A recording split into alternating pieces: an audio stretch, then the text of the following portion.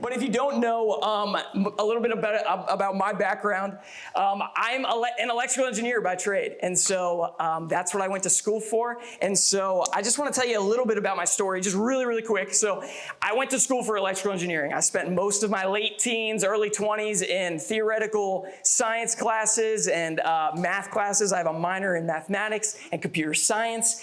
And today I am the worship director and community director for Collab.Church. See how that adds up, right? Does that make sense? No, it doesn't make sense. But God is so much bigger. His plans are so much higher than mine. But just to go back, so God put worship ministry in my heart when I was in school for electrical engineering. And I was like, I felt so stressed about what I was doing because I was like, how am I going to make an impact with binomial distributions and theoretical quarks and all these things that I was learning about? I was like, God, what am I going to do with this? And he said, just keep going. I'm going to use it. And can I tell you, the only reason I am standing here today is because I finished my degree. I got a great job in engineering and I was able to bring my job here. It's the only reason I'm literally able to be standing in front of you. And I just want to encourage you in that tonight where you might be in a place where you're like, I don't know why I'm here. I don't know what God is doing. Can I just tell you, he's working through all things. He's working all things for good, and he is guiding every single step. I had no idea why I was on the journey that I was on, but I was able to be here eventually doing worship ministry, and it just blows my mind. So I am here tonight, and I want to talk to you guys a little bit about worship because it is the area that I am in with the church, and I absolutely love worship ministry. And so for our team, we have culture values that we have as a team. So there's 5 of them, and basically these are a bit of a higher commitment, right? Because for the worship team, since we're on the stage, it's like you got to be willing to go a little bit of the extra mile. So these 5 culture values help us to be able to understand what it is that we need to do on a weekly basis. And so maybe you're sitting in your seat right now and you're like, how in the world does this apply to me? And I'm so glad that you asked, because I'm about to put this into the context of serving and where each and every one of us are at in the church. So if you want to go to the next level, can y'all just say, I'm ready?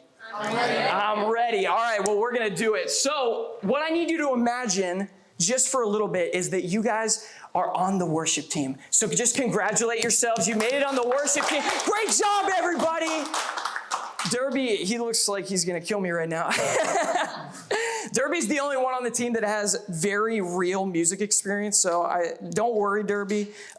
It's all going to be okay. Nah, you know. But Derby, he's on the viola. He's playing like Vivaldi in his room at night. You know, like he's a little bit different when it comes to that. But I need you all to imagine that you are on the worship team for a minute. And so what I'm going to do is I'm going to walk us through what we use as our culture values in worship. And you're going to see how these are all going to individually apply to your life. So let's go ahead and do it. So the first one is that we worship as a lifestyle. We worship as a lifestyle. They're going to be on the screen. Also, if you're a sermon title person, the title for this sermon is Next Level Servanthood. Next Level Servanthood, because we're going to the next level tonight. So Romans 12:1 says, in view of God's mercy, offer your bodies as a living sacrifice, holy and pleasing to God. This is your true and proper worship. So when we think about worship in this context, we think about everything that we do is worship. And so everything that comes out of my mouth, David says it beautifully. He says, I inhale and exhale God's praises. And so when we think about worshiping, it's not just an act. It's not this one-time thing that happens on a stage.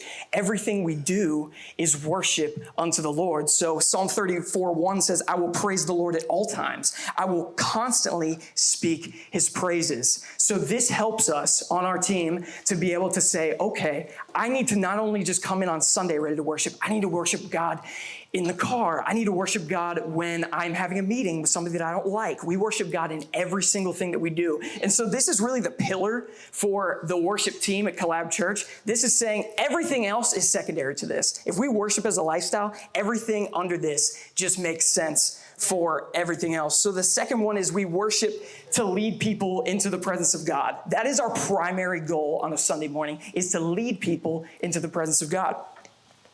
And so the reason this is so important to us is because we have to get our theology right when it comes to the presence of God. Because I think people have a bit of a misunderstanding sometimes when they think about worship. They think we're like ushering in the presence of God. We open the doors and then suddenly the presence of God flows in like a river. And it's really just not like that. And so we are leading people to the presence of God. So we all have access as Christ followers to God's presence. We are helping people understand the awareness of what God is doing in a room on a Sunday morning. So when we have the context, I am leading people to experience God's presence. I'm not creating God's presence.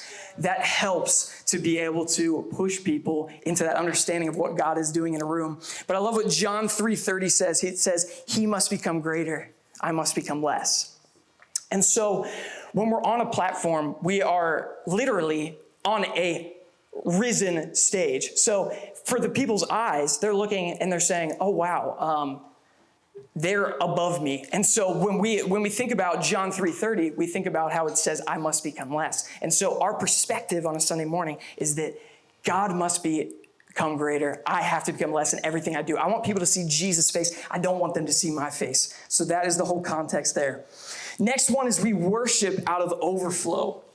This is what we do before we get to a Sunday experience. We are already coming prayed up. We're already coming ready to go. And maybe you guys are already thinking how this is applying to your own life and to your own team. Everybody serves at a high level here, and each and every one of these is going to apply to your own life. The next one is we worship as a unified team. We want to mirror heaven. We want to mirror heaven in the sense that we are people from all different backgrounds and stories and colors and places, and we are coming to mirror heaven and show people what heaven looks like. So we do that through unity. Yeah. And I love what John Maxwell says. He says that no one has ever accomplished greatness alone. And so we know that we can't do it by ourselves, that it takes a team. It takes that unity to be able to do what we do on a Sunday morning. And the last one is we worship through excellence and order. And Psalm 33:3 says, sing to him a new song. Play skillfully with a shout of joy. I love that. Play skillfully with a shout of joy. We don't just come in there and start banging on some bongos and some keys and just see what happens. We come practiced, we come prepared, and we come ready to see what God is going to do. Yeah. And we know that the Holy Spirit is just as much involved in that preparation time as he is in the actual experience. Okay, and so what I want to do now, we've gone through the 5 values. I'm just going to say them one more time. We worship as a lifestyle, to lead people to the presence of God, out of overflow as a unified team, and through excellence. So now what I want to do, if you can throw up that next slide for me, Jojo, is shift the perspective tonight. So you'll see that instead of worship, we see serve is in place here. We serve as a lifestyle. We serve to lead people into the presence of God.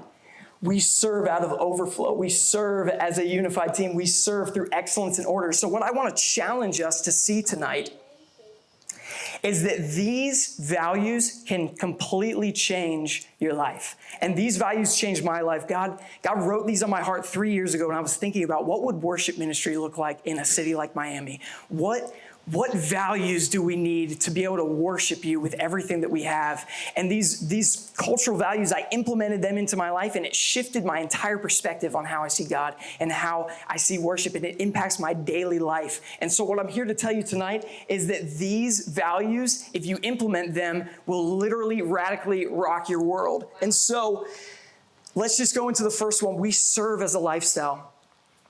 Each and every one of us in this room, you guys are serving at a high capacity, whether it is bringing kids into astronauts or explorers, or welcoming people inside the doors, or setting up all the parking and waving people in and bringing them in. When we think about that, we are not just serving on a Sunday morning, but we're serving with our entire life, and everything that we do should be through a lens of service. That changes everything.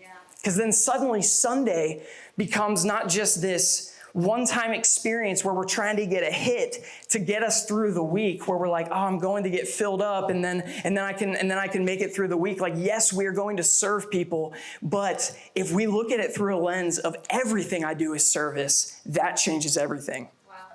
And so what I want you to see here is that Jesus served us all the time. Jesus served the disciples, not just in those moments where he might be washing their feet or doing something, but everything that Jesus did was service. And so maybe you're thinking about your context on a Sunday morning, but I want to tell you that each and every one of us has to be a servant. If we're going to emulate Jesus and we're going to model what Jesus does, we have to be a servant, and we have to be willing to put on that robe of servanthood in every single thing that we do. And so, because Jesus came as a king, he didn't come as a king or a conqueror. He came lowly. He came and got down on our level, and he said, my son, my daughter, I love you. I see you. I'm going to serve you. And so if we want to do that for people, we have to be like Jesus in that regard. We have to serve with everything that we have as a lifestyle. I also want you to think in your mind, what would that look like if you served your spouse that way? Or maybe your boss that way? Ooh. That one's a tough one. Would you serve your boss like you serve your wife or like you serve the church? Wow. These values, they have the ability to change not just what's happening at church, but also in your life. If you choose to serve your boss, you're going to get that promotion probably. If you choose to have that mindset when you go into work, like, man, I am here to actually serve you, God's going to take you places that you didn't even expect. Next one, we serve to lead people into the presence of God. When you guys are taking a kid and putting them in Explorers, you are giving the parents an opportunity to experience God's presence. You are physically leading them into the presence of God. Not only that, but you're also leading that child into the presence of God, into the room. So it's twofold. And then what happens is that they go home and then they're experiencing God in their home and they come back changed and different. And so with everything that we do, can we serve people to lead them into the presence of God? Next one, we serve out of overflow. And this is the one that's really going to change your life if you implement this. If you come in on a Sunday, what if you came already prayed up? What if you already came ready to go, not waiting to receive, but saying, God, I have already experienced your presence. I want other people to experience your presence like I am. And this is what is going to change our team. This is what is going to make this dream team the dream team that impacts the city of Miami. If we come already ready, God, what can you do if I come with overflow in mind? Next, we serve in unity. Fight for unity in your family. We are meant to be peacemakers. And so when we say, I'm going to serve with unity in mind, we're looking at situations and we're saying, how can I bring peace to the situation? How can I unify people in this situation? And so Acts chapter 2, verse 44, it says, and all those who had believed were together and had all things in common, and they began selling their property and possessions and were sharing them with all as anyone might have need, day by day, continuing with one mind in the temple and breaking bread from house to house. They were taking their meals together with gladness and sincerity of heart. That's what I want your lives to look like. When you go into any scenario, whether you go into school, whether you go into just back home or in your job, your workplace, if that could look like what it looked like in Acts chapter 2, I think people would see Collab.Church a little bit differently. I think people would see Collab.Church a little bit differently. And the last one is that we serve through excellence. God gave his absolute best for us. What if we said, we're going to serve in excellence in everything that we do? We're going to put our best foot forward in every single thing that we do. And guys, I want to make a commitment together as a team that we will do these 5 values. So can we throw them back on the screen one more time? And so I think for me, when I was first serving at a church, I didn't understand that I needed to do anything else. I just showed up and I was like, hey, what's up? How we doing? And I wasn't getting the impact that I thought that God wanted for me. I wasn't getting all the impact that I thought I could have in the role that I was in. But when I started serving, like it was my life, like it was in my bones, like it was in my blood, like this is everything that I do, and I started serving and leading people into God's presence and serving out of overflow, coming, worshiping before I even got to church, serving in unity and looking at situations and saying, hey, God is a God of peace and he wants peace for your life. And then serving in excellence. And this is the biggest one for me, Because when we say, no matter what we do, whether it's a worship night, whether it's a team night, whether you are just grabbing some kid by the hand or getting down on their level, when we have excellence in mind, God is going to do abundantly more than we could ever think to ask or imagine.